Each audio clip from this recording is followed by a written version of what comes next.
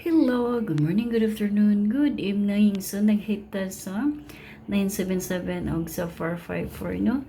Congratulations sa nakapili. So, di pa natin pagpatuloy yung mga tips natin. Recap muna ta sa mga results sa 22 and 23. So, for the results, 1066. Ang TEF ko is 1955. Then, 6 the results is 078454. Ang TEF ko is 697323. Recap sa 3D.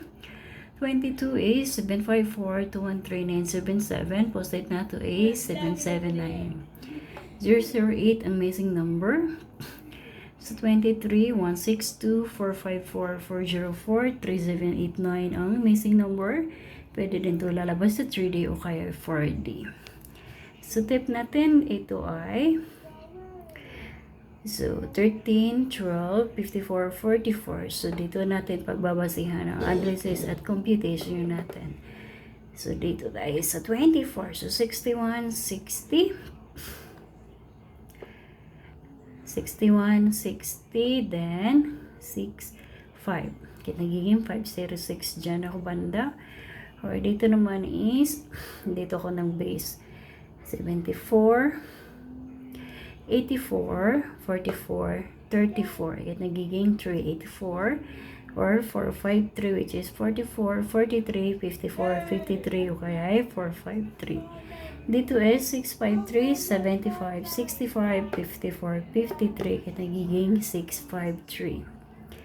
Then dito naman sa 25, kuha natin ang single sa 977. Single is 974 which is copy natin ng 97. Syndicate sa 7 is 4. Single niya is 974. Then dito din, copy ang 40. Syndicate sa 4 is 7. Kaya nagiging 407.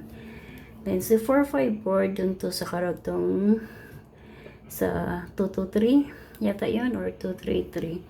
So, di natin siya babasihan dyan kasi lumabas na siya sa 223. Bali, ang kasunod niyan is 100. Kung nasa sa inyo na rin yun, kung ipagpatuloy nyo yun. So, dito naman is 61, 62, 63, then 45, 46. Kaya nagiging 436 or 214 which is 40, 41, then 42. Kaya nagiging 214. So, di ko na saglit ko lang sandali ang ano dito na. Kasi ano na, ang oras nagmamadali. Magte-10 na mahigit. So, hot number is 453. Herring tip is 974. Maintain ang 3 days. Maaari siyang lalabas sa 3D o kaya STL. So, hindi ko na pahabain pa. O, ganyan. Kopya saglit. Saglit ko lang siyang itaas sa dyan. Ganyan. Parang dyan sa taas.